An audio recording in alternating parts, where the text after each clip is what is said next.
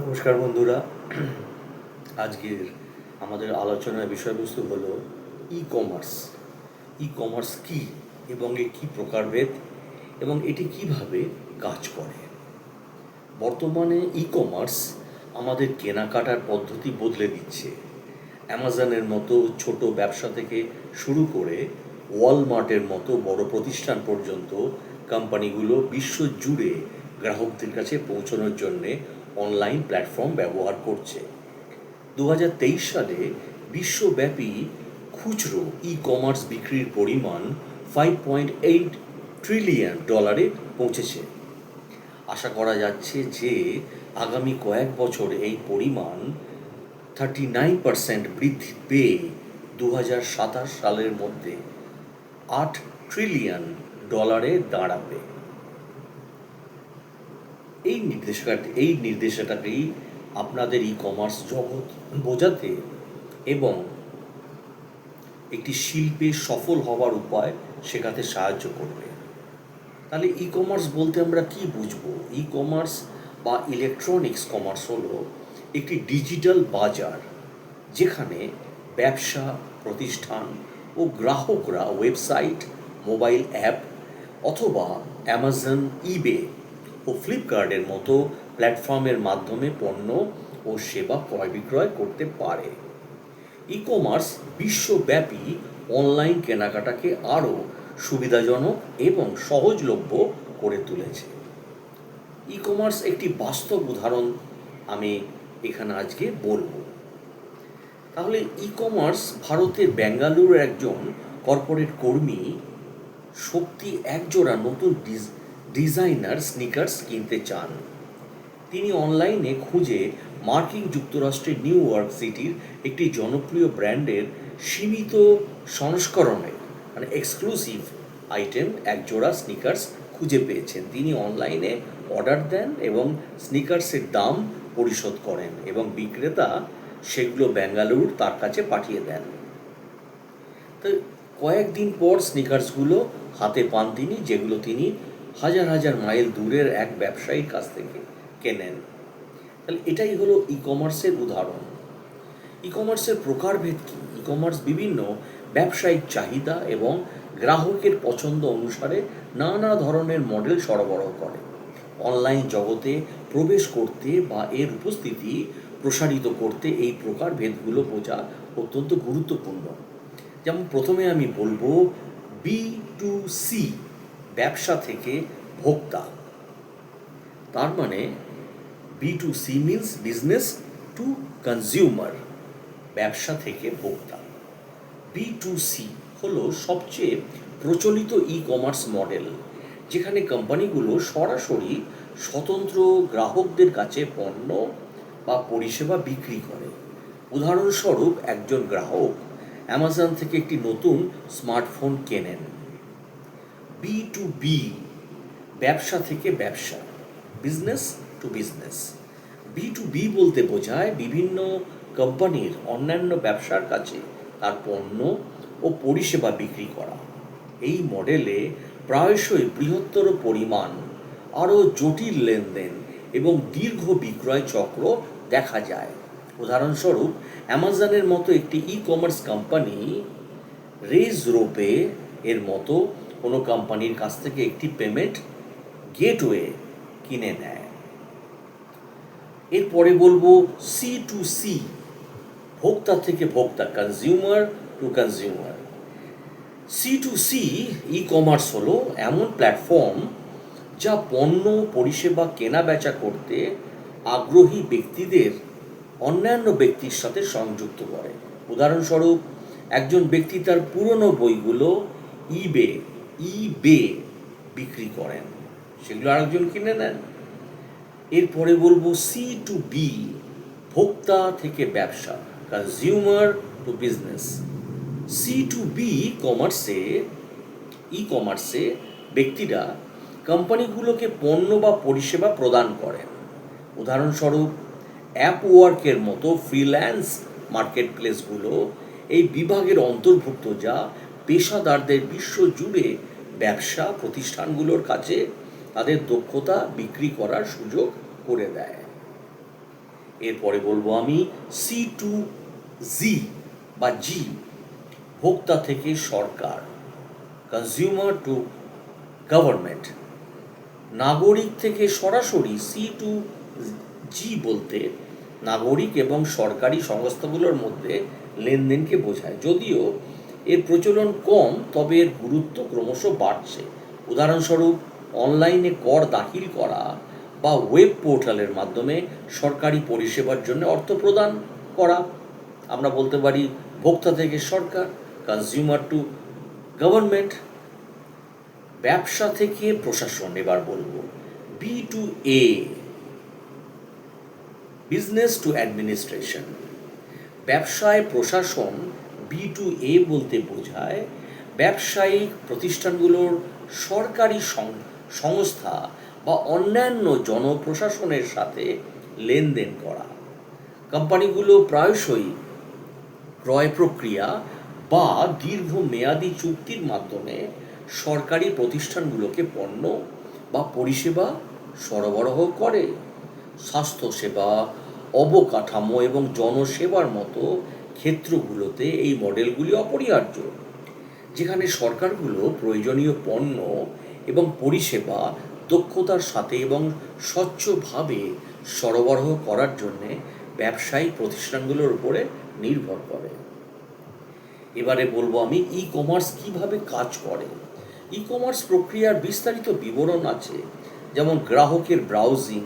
গ্রাহকরা কোনো online store বা মার্কেট প্লেস পরিদর্শন করেন। পণ্য নির্বাচন, গ্রাহকরা পণ্য পছন্দ করে তাদের কার্টে যোগ করেন। চেক আউট, গ্রাহকরা পেমেন্টের বিবরণ এবং শিপিংয়ের জন্যে তথ্য করান। অর্ডার প্রসেসিং, প্রতিষ্ঠানটি অর্ডার গ্রহণ এবং প্রক্রিয়াকরণ করে।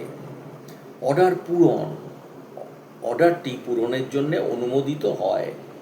গ্রাহক বিজ্ঞপ্তি, গ্রাহকরা অর্ডারের অবস্থা, শিপিং এবং ট্র্যাকিং সংক্রান্ত আপডেট পান। পণ্য সরবরাহ বা পরিষেবা প্রদান, ব্যবসা প্রতিষ্ঠানটি পণ্যটি প্রেরণ করে বা পরিষেবাটি প্রদান করে। পণ্য সরবরাহের পর গ্রাহক জিএসটি হার সহ চালানোর একটি মুদ্রিত বা ডিজিটাল কপি পেতে পারেন। এবারে বলবো ই-কমার্স ব্যবসার উদাহরণ কী কী আছে। প্রথমেই বলবো অ্যামাজন।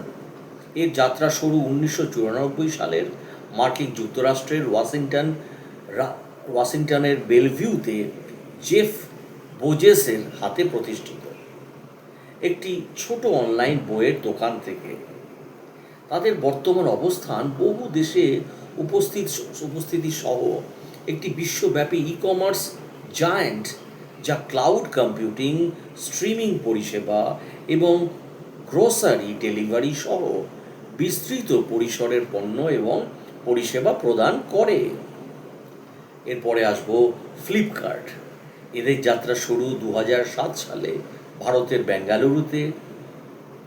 সচিন বানসাল এবং বিনি বানসালের হাতে একটি ছোট অনলাইনের বইয়ের দোকান হিসাবে ছিল এটা। তাদের বর্তমান অবস্থান হচ্ছে ভারতের বৃহত্তম ই-কমার্স কোম্পানি, যারা ইলেকট্রনিক্স, ফ্যাশন, মুদি পণ্য সহ আরও অনেক ধরনের পণ্য এবং পরিষেবা প্রদান করে। এরপরে বলবো ইবে।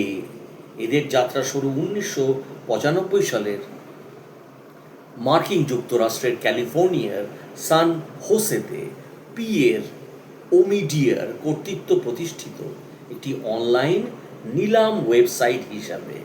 তাদের বর্তমান অবস্থান একটি বৈশ্বিক ই-কমার্স মার্কেটপ্লেস, যেখানে ব্যক্তি ও ব্যবসার প্রতিষ্ঠানগুলো বিভিন্ন ধরনের পণ্য কেনাবেচা করতে পারে এবং যেখানে নিলাম ও শ্রেণীবদ্ধ বিজ্ঞাপনের উপর বিশেষ গুরুত্ব দেওয়া হয়।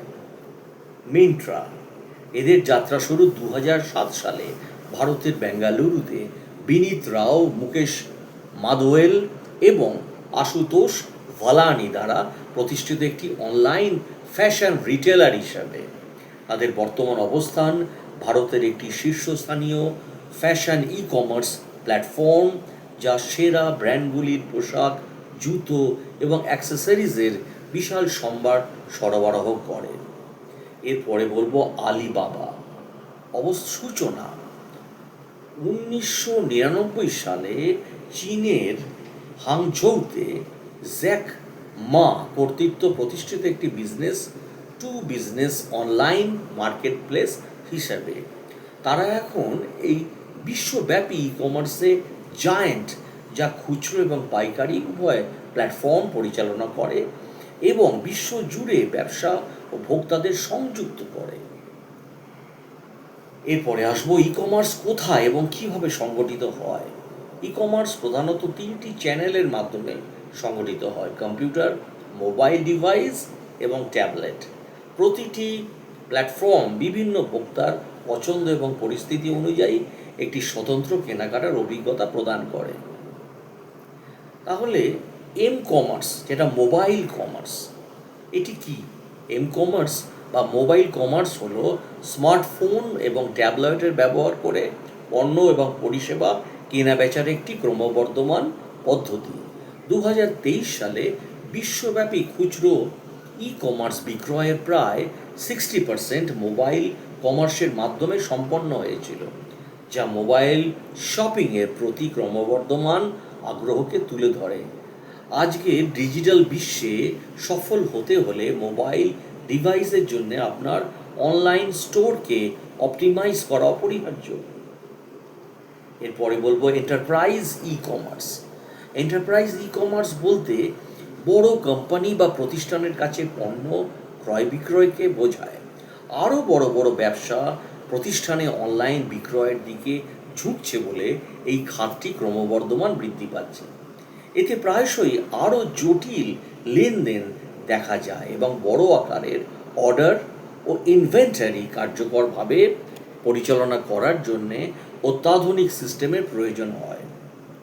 এরপরে আসবো social media e commerce. Social media e commerce marketing ও বিক্রয়ের জন্যে একটি শক্তিশালী মাধ্যম হয়ে উঠেছে এবং ইনস্টাগ্রাম এবং ফেসবুকের মতো প্ল্যাটফর্মগুলো এখন সমন্বিত শপিং সুবিধা প্রদান করে, যা ব্যবসাগুলোকে একটি বিশাল দর্শকের সাথে সংযোগ স্থাপন করতে এবং সরাসরি সোশ্যাল চ্যানেলের মাধ্যমে বিক্রয় বাড়াতে সাহায্য করে। প্রযুক্তি এবং ডিজিটাল প্ল্যাটফর্মের উপর ই কমার্স নির্ভরতা ক্রয় বিক্রয় প্রক্রিয়াকে ক্রমশ সুবিধাজনক ও সহজলভ্য করে তুলছে, অ্যাক্সেসেবল করে তুলছে, যা আধুনিক খুচরো ব্যবসায়ের ক্ষেত্রে গুরুত্বপূর্ণ ভূমিকাকে প্রতিফলিত করে। E commerce platform. E commerce প্ল্যাটফর্মগুলো অনলাইন ব্যবসার মেরুদণ্ড, যা ইন্টারনেটে পণ্য ও পরিষেবা বিক্রির জন্য প্রয়োজনীয় সরঞ্জাম এবং অবকাঠামো সরবরাহ করে। এই প্ল্যাটফর্মগুলো বিভিন্ন রূপে পাওয়া যায়, যা ভিন্ন ভিন্ন চাহিদা ও প্রযুক্তিগত সক্ষমতার জন্যে সমাধান প্রদান করে এবং ছোট স্টার্ট আপ থেকে শুরু করে বৃহৎ প্রতিষ্ঠান পর্যন্ত সব আকারের ব্যবসাকে পরিষেবা দেয়। এবার আসবো ই কমার্স প্ল্যাটফর্মের কি উদাহরণ আছে। বিগ কমার্স একটি গুরুত্বপূর্ণ হোস্টেড প্ল্যাটফর্ম, যাতে রয়েছে বিস্তৃত পরিসরের built in feature and scalability. শপকাই বা শপিফাই আরেকটি ক্লাউড ভিত্তিক প্ল্যাটফর্ম, যার এর ব্যবহারের সহজলভ্যতা এবং সুবিস্তৃত অ্যাপ ইকোসিস্টেমের জন্য পরিচিত।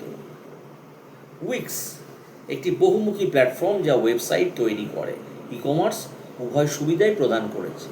স্কোয়ার স্পেস ডিজাইন সরলতার উপর গুরুত্ব আরোপকারী এবং দৃষ্টিনন্দন platform.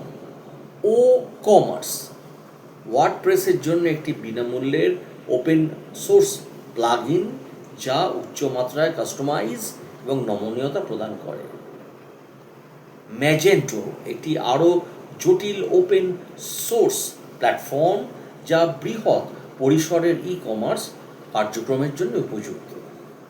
E commerce market place প্ল্যাটফর্মের উদাহরণস্বরূপ বলতে পারি আলিবাবা, অ্যামাজন, ইবে, ওয়ালমার্ট। এই প্ল্যাটফর্মগুলো ব্যবসা প্রতিষ্ঠানগুলোকে আরও ব্যবহারকারী অ্যাকাউন্ট তৈরি করে। তাহলে কিভাবে একটি ই কমার্স ব্যবসা শুরু করবেন? প্রথম ধাপে আপনার বিশেষ ক্ষেত্র বা পণ্য খুঁজে বার করুন। আপনার ভালো লাগা ও গ্রাহকগুলো চিহ্নিত করুন। এমন পণ্য বেছে নিন যা আপনার জ্ঞান ও দক্ষতার সাথে সামঞ্জস্যপূর্ণ। এছাড়া Google trends, Google keyword planner এবং সোশ্যাল মিডিয়া অ্যানালিটিক্সের মতো টুল ব্যবহার করে বিশেষায়িত বাজার গবেষণা করুন। তারপর লক্ষ্য, দর্শক এবং পণ্যের চাহিদা এবং প্রতিযোগিতামূলক পরিস্থিতি বিশ্লেষণ করুন। এরপরে নেক্সট স্টেপ 2 নম্বরে কী করবেন, আপনার ব্যবসা নিবন্ধন করুন। ব্যবসার নাম, কাঠামো নির্বাচন করুন। আপনার ব্যবসার প্রয়োজন ও স্থানীয় নিয়মকানুনের উপর ভিত্তি করে একটি উপযুক্ত আইনগত সত্তা যেমন একক মালিকানা, এলএলসি বা কর্পোরেশন নির্বাচন করুন। প্রয়োজনীয় অনুমতিপত্র বা লাইসেন্স গ্রহণ করুন।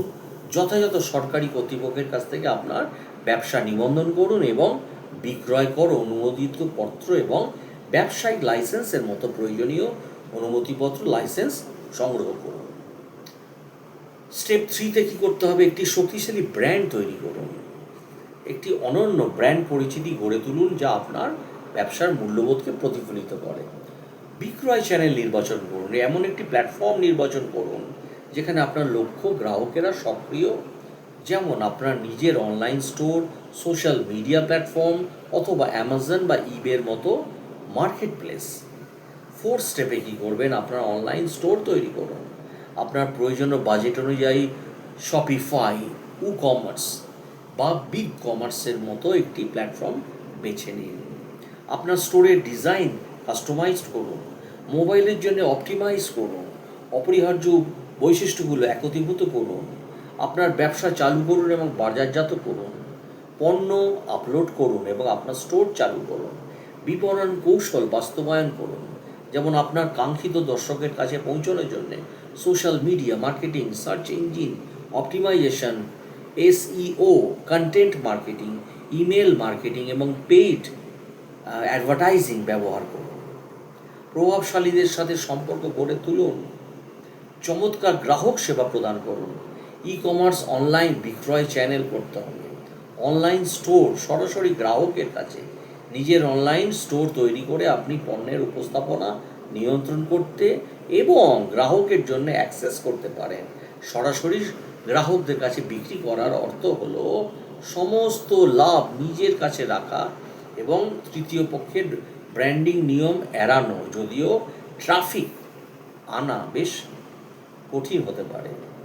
আর সুবিধা বলতে কম প্রারম্ভিক খরচ, সম্পূর্ণ মুনাফা ধরে রাখা, ব্র্যান্ডিংয়ের উপরে সম্পূর্ণ নিয়ন্ত্রণ।